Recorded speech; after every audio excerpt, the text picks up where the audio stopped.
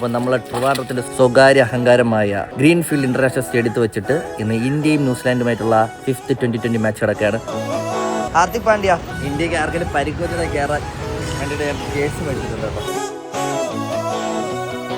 തലവെട്ടം കാണുമ്പോ തൊട്ടു തുടങ്ങുന്ന പുതിയ അതിഥികളെ കണ്ടെത്തിയിരിക്കുകയാണ്. ഒരു അൺഎക്സ്പെക്ടഡ് മീറ്റ് ആയി പോയി നമ്മളത്.